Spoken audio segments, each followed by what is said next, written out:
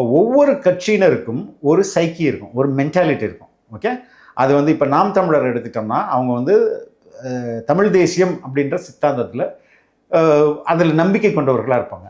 பாஜகன்னு எடுத்துட்டோம்னா ஹிந்து மத பாதுகாப்பு, ஹிந்துத்துவ கொள்கைகள் அதில் வந்து ஈர்ப்பாக இருந்திருப்பாங்க.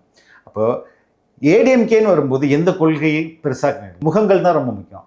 அவங்களுக்கு ஜெயலலிதா முக்கியம், எம்ஜிஆர் முக்கியம், எம்ஜிஆருடைய மனைவி ஜானகி கூட முக்கியம் கிடையாது, ஆனால் ஜெயலலிதா முக்கியம்.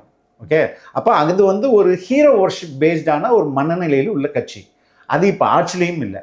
இப்போ விஜயோட கட்சியும் கிட்டத்தட்ட அதே தான். எப்படி எம்ஜிஆர் ஜெயலலிதாவோ அதே மாதிரி தான் இங்கே வந்து விஜய்.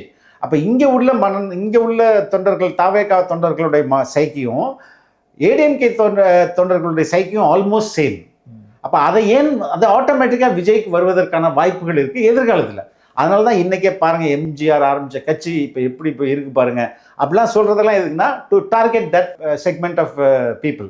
அதனால் 26க்கு அப்புறம் இங்கே வந்து நிலைமையே மாறியிருக்கேன். எல்லாருக்கும் இந்த வாழ்வா சாவா தேர்தல் தான்.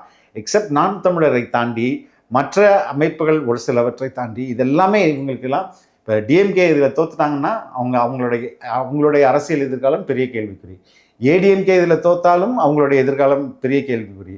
தாவேகா தோத்தாலும் பெரிய அதுவும் இப்போ விஜயகாந்த் கட்சியை வந்து தேர்தலுக்கு பிறகு எப்படி ஜெயலலிதா ஒரு பக்கம் உருவானாங்க, டிஎம்கே ஒரு பக்கம் உருவானாங்களே, அங்கே உள்ள ஆட்கள் எல்லாம் இப்போ மாவட்ட செயலாளர்லேருந்து முன்னாள் எம்எல்ஏலேருந்து ஒருத்தராக உருவானாங்களே, அது மாதிரி தாவேகாலையும் உருவத்துக்கு ட்ரை பண்ணுவாங்க. ஸோ அவருக்கும் இது வாழ்வா சாவா தேர்தல் தான். இந்த 4 முனை போட்டியில் வந்து எல்லாருக்குமே வந்து இது லைஃப் அண்ட் டெத்து சுச்சுவேஷன் தான் இந்த தேர்தல். அதனால் ஏடிஎம்கே வந்து 26க்கு அப்புறம் அதோடைய நிலைமை வேற மாதிரி இருக்கும். அதெல்லாம் கணக்கு போட்டு தான் அந்த அமைதியாக போகிறாருன்னு நினைக்கிறேன்.